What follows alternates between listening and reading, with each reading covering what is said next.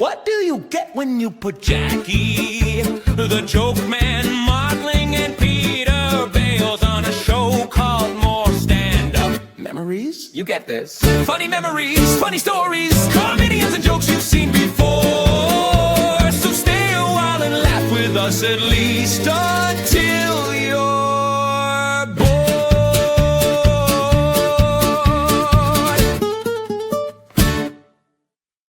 Do you realize the last word of our jingle is bored? Bored. Laugh with us until you're bored. Welcome to the Boring Podcast. Oh, thanks. No, I love that intro. My name is Peter Bales. This is Jackie. We're a little late tonight. You know, I know we just finished up the first show tonight, and you were in college at that point, and now it's been a while, right? Yes. Stand-up memories, Jackie, the joke man, Martling right here, and our guest, Debbie D'Amore. That's right. That means Debbie, the lover Of love. of love. Ooh. Wow. Of Debbie love. of Love, a very, very funny comedian here on Long Island who has been doing comedy for not that many years. 5. 5 years. August. That's barely anything in the overall scheme of Yeah. things. August, it'll be 5. But tell me, you started, actually sounds to me like you started on Broadway. How did you get on Broadway? Tell us about that. Okay. Talk right up close to the mic because you have a soft voice. No, I don't, but I'll get close. Okay. All right. Get close and get loud. Okay. All right. So I started in the 80s. Here's how it happened. I went to a little theater in Bohemia. So from Bohemia to Broadway and back again. Bohemia is a small town on Long Island. Exit Right. 57. Right. They just got a zip code. They right? did. Right. So we just moved out there, my husband and I, and there was a little theater and they were having auditions for a show called The Ritz. So I said, I'm going to audition for that. So I go down and I said, come with me, I said to my husband, because he's always with me every day. And I auditioned and I said, why don't you get up there and audition? No. Why? You think any of those guys are better than you?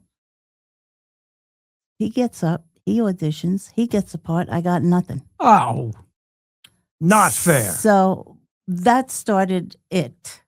And then the years went by. And now let me ask: were you both actors, actresses before that, or not performers? really. You Like know. high school drama or No, college? No, or... my mother begged me. I wouldn't do it. First time I ever sang a note was at my mother's 25th wedding anniversary. I didn't even know I could sing. Wow. The nerve. I got up with the band sang Maybe This Time by Liza Minnelli. Oh, How many of you are picking up on Debbie being very heavily Italian American, through and through? Sicilian. Make no Ooh. mistake. She's Wow. Juliana. Wow. So after that, we started doing the theater thing, and so then in the 90s, I said, I'm gonna try to go. A friend of mine, Vicky, said you should get out in the city. And no, wait, I got to stop you. When you say start doing, are you I talking was about going to say that. local theater local theater. out in Suffolk? Yeah. Oh, okay. That's Dinner, the dinner thing. theater? I did local theater. I did dinner theater. I started doing dinner theater. For 8 years, I did dinner theater. Fat Frankie's Birthday. Did you ever hear of it? I've heard of it. Yeah. And Have you ever been to a dinner theater show? And you sit. Yeah, I was in Tony and Tina's wedding. Oh, so you same were? thing. I never knew that. Yeah, well, I played me, Okay. honest to God, but that's another story. So Oh, dinner theater's fun. Yeah, 8 years I did it. Fat Frankie's Birthday was the other one that I did. Same director and writer, Pat Mady. And so then I came off of that after 8 years. And then my friend Vicky said, listen, you got to get in the city and let people see who you are. I said, all right. So I went out. I got some headshots right out of the gate. Now, wait, at some point, hubby has dropped off. Were you doing Frankie's with your husband? No. He would come once in a while, but he wasn't in it. No, but he's done more theater than me. he has. Yeah. Okay. All right. Yeah. So but how did you get on Broadway? Okay, so I said, I'm going to get my headshots. I go get my headshots. I go in the city. I start auditioning for things. Like the first month out, I booked 3 shows. Jesus, that's unheard of. It's unheard of. One of them was called Growing Up Sicilian and Female by a writer named Sadie Penzato. Who else would do that? Who else would have played that role? Let me tell you, I wish I had the book cover to show you. The mother and all of her kids, it's a true story.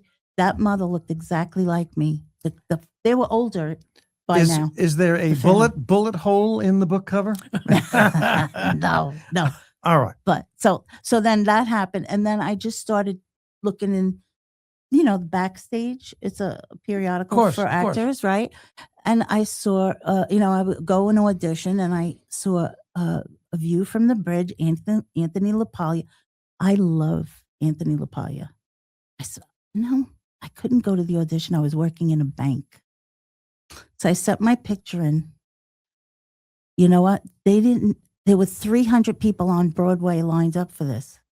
And they would go, okay, you could stay, you go.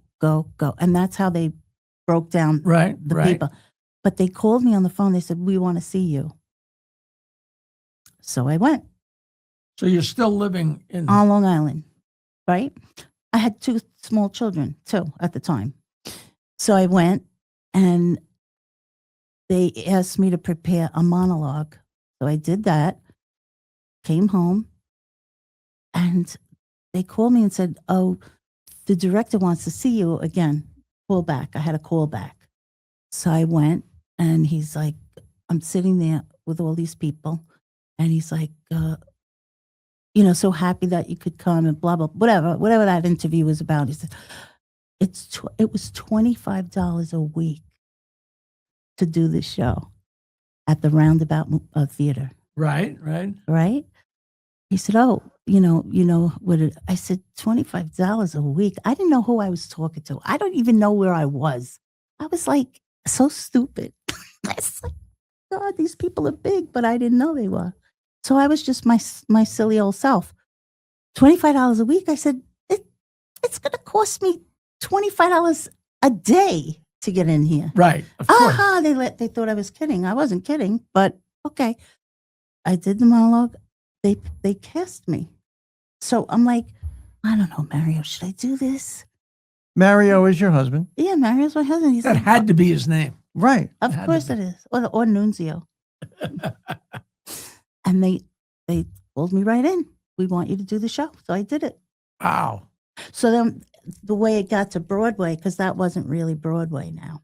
That was like an off roundabout. But that's the kind of top of the food chain. Yeah. The Nederlander Corporation came in and wanted to take this show to the next level. And there were, 8 principals, and then these people that they cast to look like the village, the town of 1955. It was written by Arthur Miller. Right. And Red Hook, Brooklyn. Red Hook, Brooklyn. Right. The dress where they had the costuming. Yeah. They put up wallpaper of all these like it was like cartoons of people who are Italian Americans from back in the day. Yeah. It was crazy. Anyway, so I got cast in the show, and I did it, and they brought us to Broadway. And you were on Broadway. Yeah, at the Neil Simon Theater. Wow. For over a year, like a year. Did you get to talk to the man? Which man? Arthur Miller. Oh, yeah. This is a funny story, Peter. So, like, we had these 25 denizens that comprised the Red Hook, Brooklyn. And so the principals had already been rehearsing. I have to ask you, yes, sir, whether it's rude or not, for a time frame. What year are we talking? 1997 and 8. I think it was that 6 or 7 or 7 and 8. I can't remember. So here's what happened. So they bring us into this room, and the principals had already been rehearsing. We're really only part of the scenery, if you want. Right? These 25 denizens, Red Hook, Brooklyn denizens, they called us. Instead of criminals. I guess. So I sit down, and we're all sitting, and they do the show, principals. And I sit down, and if everybody introduced themselves except for this guy. So I said, and you are? And he said, Arthur. And I said, nice to meet you. And he goes, Yeah, he gave you that I'm look. so stupid, right? So That's wonderful. yeah, at the end of the show, at the end of that, he said, I wrote this in 1955. I said, I was born in 1955. 55. I said, this is a wonderful piece. It's ahead of its time. I was really so impressed with it. I had never read the show or seen the show. And the name of the show again is A View from the Bridge. A View from the Bridge. Very famous. Or as my father would say, hey, Bob, my daughter, she made it to Broadway. Yeah, she's in a view on top of the bridge. That's great. Which is so great. His play that had the most impact on me, Jackie knows it well. Death of a Comedian. Have you read that? Well, I watch it every night. Death of a Salesman's going to be on Broadway now. They're bringing it back. I did Yeah. read that. That's Yeah. incredible. Yeah. So you met the man. Actually, Death of a Salesman came after View from the Bridge closed. That went on Broadway back in the day there. Oh, right after? Right after. Okay. And we won the Tony for best revival of a play. I went to the Oh. Tonys. You went to the Nice. Tonys. I did. It was very exciting. It was not only was it exciting for me, but my entire family was And like of course. elated that this was happening. Do you know, one night there was a girl that had a play, a one-woman play that she put on in the city. And it's a long story. A lot of people got beat up financially. But after the first night we saw it, my girlfriend and I went across the street to have dinner. And there was a woman that we knew from the Friars Club. And she said, hey, come sit with us. And it was her and this much older woman. And it was Arthur Miller's sister. Oh, And wow. she told us the story of when Arthur brought home this blonde. It was, I was like, pinch me, like This blonde. This blonde. Who was this blonde? it might have been Marilyn Monroe, which Oh, is my just, goodness. imagine, I didn't mean to interrupt, but that's, No. Yeah. so where does the jump happen from? So, after that happened, I continued to audition, but it's tough getting back. It is. It's not necessarily because you did a Broadway show, you're gonna get back. You got to be lucky. So and- Jackie, I think, is asking, how do you jump from Broadway to stand-up? Oh, so I came back. I came back to Long Island. I kept going on. I mean, the closest I got was a callback to Les Mis. That was very exciting. Okay. But during the pandemic, let's fast forward now to 2021. I got an email from governors about comedy college. Now I have a YouTube page. It's called Debbie's Kitchen, and I probably have 52 episodes of just Debbie's Kitchen. Yeah, it's just stories. My friend PJ said to me, actually, he's in an off-Broadway show right now called Paparazzi, but he said, Debbie, we have got to put your stories on tape. Just not for nothing, but just so that your grandchildren and, For posterity. generations to come could see how silly you are and how funny you were. So I said, all right. And over the years, my friends would say, Debbie, my friend Scott Hofer, every minute he would say, he's a Long Island actor. Why aren't you doing any stand-up? It's all written out. It's in Debbie's Kitchen. How do you mind? I Just would take say. it to the stage. That's it. No, it's a completely different ball. It's a different. It's But he a different knew world. He knew you could handle it, or he had a good idea you could handle it. So I go to you got your start in a comedy class, right. and then my graduation class was like, I was floored because they tell you, oh, invite your friends and family to the graduation show. Over 100 people of my people came. Jesus. right, and This is not you. no, this is a different comedy class. There are But others There are others. aside from Peter Bales Stand Up University at the brokerage. standupuniversity.com at the brokerage. But what I know what she's talking about. She had 100 people at what essentially is a recital, the graduation Right. show, and you probably got a dose of a very intoxicating drug, which is getting laughs. Yeah. Laughs and And applause. But you it's, know, I get laughs anyway, just sitting, talking to my friends. I know, but it's It's not different, it's not though. the It's same. not the same. It's it is not not, the the same. same. It's People would not the say same. this. I said it's not. It can't be the same, and it's not the same. So I started doing this, and then I just try to learn. I learned from other comics, you included, Peter. I watch you. Oh, I take thank it you. in. Every comic to me, whether they're good or bad, is a master class for me because I take from what I see. Right. Do this, don't do that. Right. Don't do this, don't do that. And we always tell people who want to do stand-up comedy, great to be funny with your friends and family, but it is a Grand Canyon leap No. to making strangers laugh That's right. who are paying a cover charge. It and can happen easily, but it doesn't necessarily happen easy. It rarely. rarely. Who Who can you has it think of? happen? But Prince, Freddie Prince. It was like almost instant, wasn't it? It was fast. It wasn't instant. Everybody has to start out, and starting out is longer for some people than others. Yeah. I mean, I can't think of a famous person who you just don't do it and famous You the have next to work day. it out. You have to work it out. You do. So you started going to open mic nights. I hate open mic Well, nights. everybody by the does, way. but you got to get stage time. I would get stage time. I would do a lot of what's called emerging talent shows. And then, now I get invited to do a lot of shows now.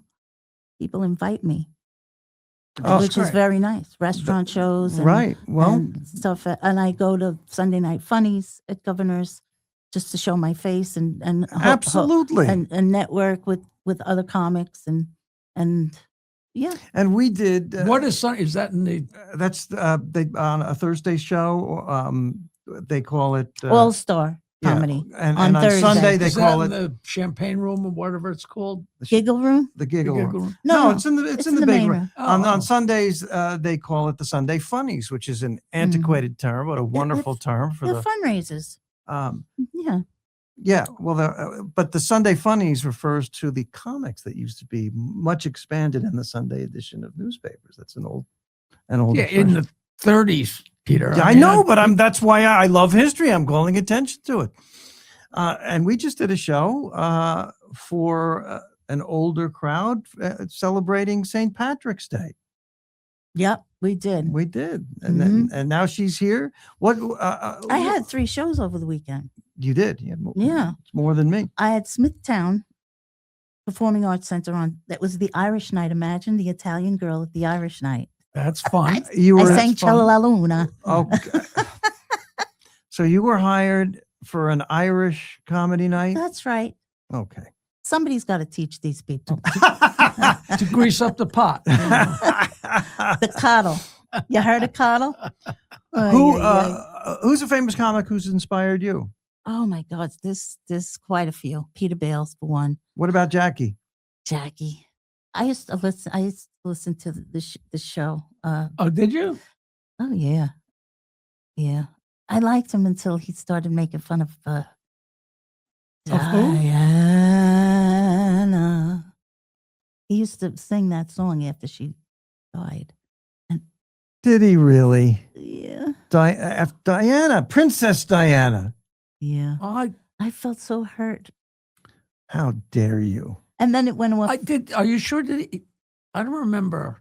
You don't remember him singing that? No. Oh, every day. When Wait, did- who's Jackie sang that? No, not No, Jackie. Oh, Howard. Oh, Howard sang, Diana. but that's not Jackie. That's Howard. That's Howard. But I, Yeah. I, But should, I used I to- should remember that But I- don't. because I loved her. I thought she was terrific. Yeah. Well, Yeah. yeah, but you don't blame Jackie because of something. No, Howard. I didn't blame Jackie. Oh, okay. No. Of course not. No, she said I that's said when I she remember stopped. him. That's when she stopped liking him. And then so I much. started liking him again years later. right when- after Diana woke up. No. No, when he became the judge for America's Got Talent. There you go. Yeah, he was great. He was great on that, I thought. So think of In my give us a famous comic. All right, let's that see. inspired so, you. John Panette, I love. Okay. Toady Fields. Toady Fields. That's a name you don't hear very often. Toady Terrific. Fields, and I've been compared to her. Yeah, you're short in stature, That's like right. Toady was. And chubby. You have both legs. You know what? Thank God. I was thinking that. I knew you were going to say it. You didn't know that. I knew it, and I knew you were going to say something because you're Jackie. No idea how she lost her leg, but She I had never found it. diabetes. She, diabetes? Diabetes, as my grandmother would say. You know, Hemma got a diabetes. What, Grandma? It's Sicilian. Sicilian. You don't know what they're saying. Diabetic. Diabetes. How's that happen in one leg? Oh, well, it could, I guess. Well, All we're right, not. that's for the medical show. But Toady Fields, That's a good. great, Toady Fields. a great stand-up memory. As I bring the title of the show Yeah, into it. I loved her. And, well, of course, Joan Rivers. Joan Rivers. What about Phyllis Diller? Love Phyllis Diller. She was, she wasn't like laugh out loud funny for me. Phyllis. Yeah, I didn't laugh out loud. I got to laugh out loud. I don't have to. I see comics that are not laugh out loud funny, but they're clever and they're smart.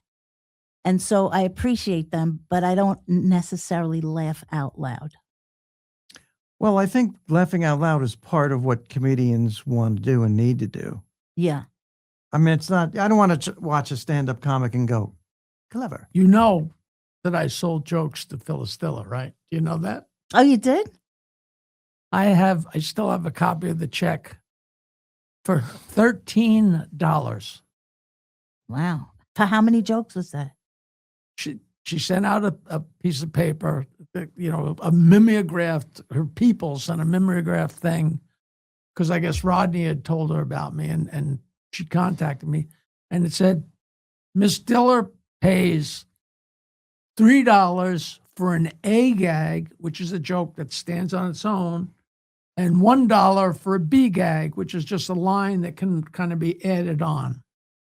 And That's I wasn't really paying attention. I sent a bunch of stuff, and then I got a check for $13. $13. And I actually wrote to her and said, I guess there's some kind of mistake because I just got a check for $13. And she wrote back, yeah, 4 A gags and 1 B gag.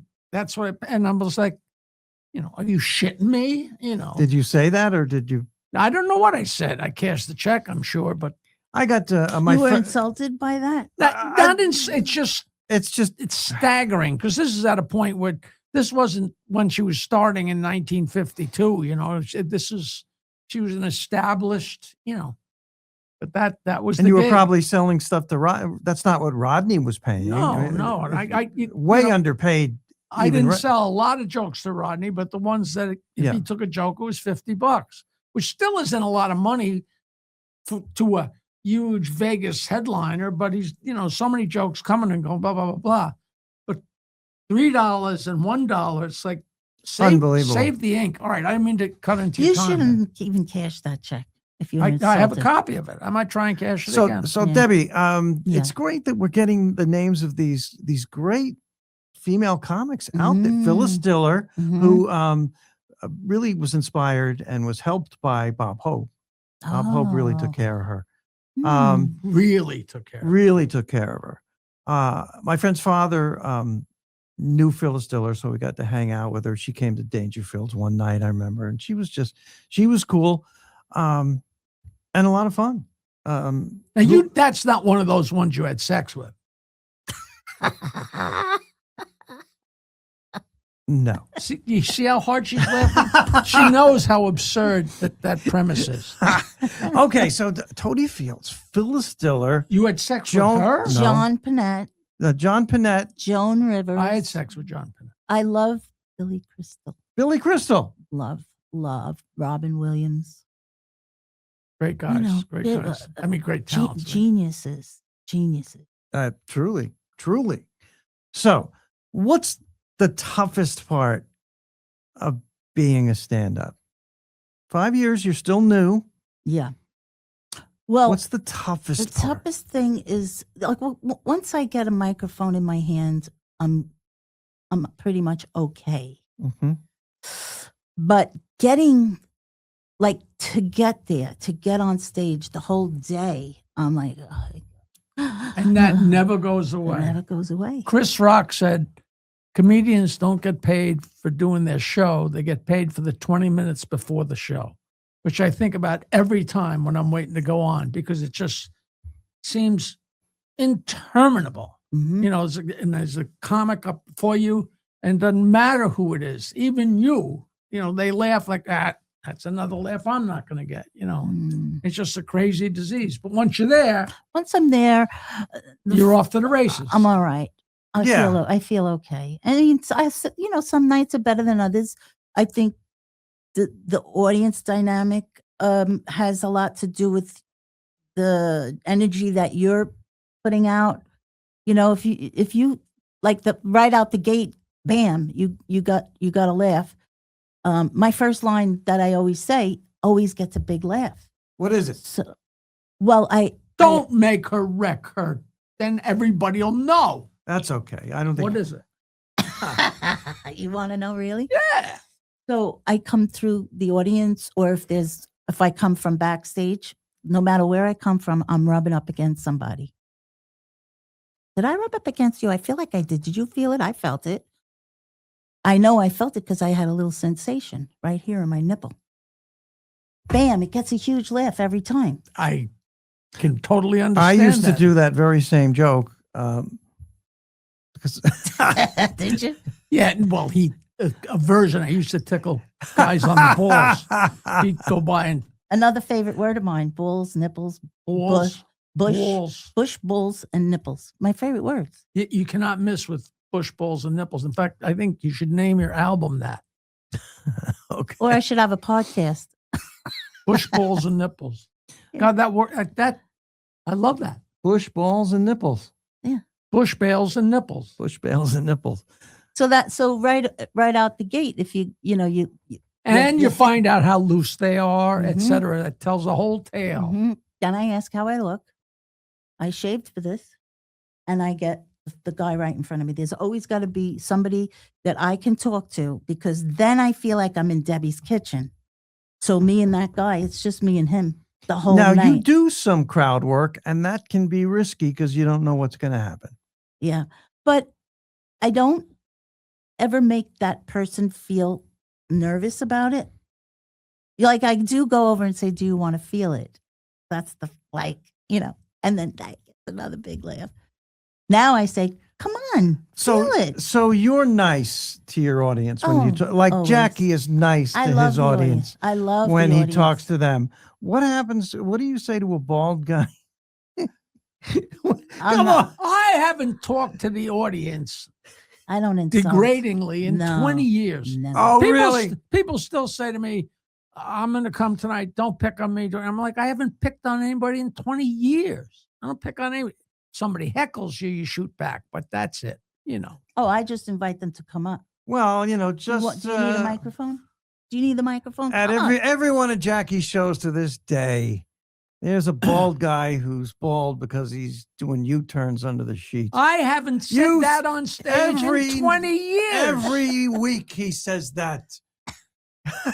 He's in denial. I'm not denying. I know where I heard it. Uncle Vinny, the guy that owned the Neptune pub. And that's the joke that got me thrown out of Reinhardt's in Bayville.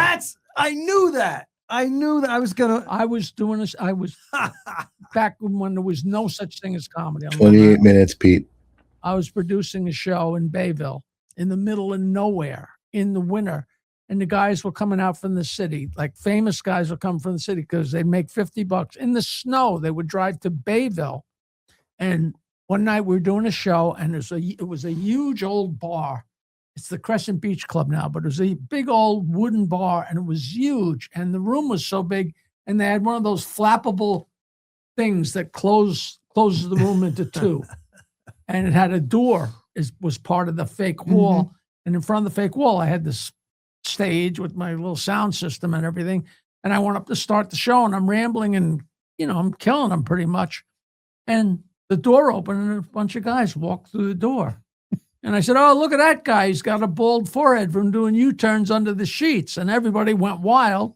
And then I went away to Florida, and I went to Bahamas, and I came back, and I got off the plane, and I said to my friend who was running the shows when I was going, "Well, tell me the worst news." He said, "Well, the worst news is we lost Reinhardt's in Bayville."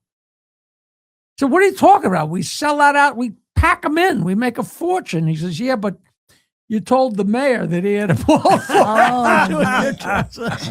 my So God. every time I hear that joke, I'm like, it's not a fun. It's actually, you know what? It is a fond memory. Screw him. Yeah, it is a fun. It's Now it funny. is. But that's good. You have fun with the crowd. Yeah, like I don't that. ever insult them. I always build them up, except when I talk to the wife.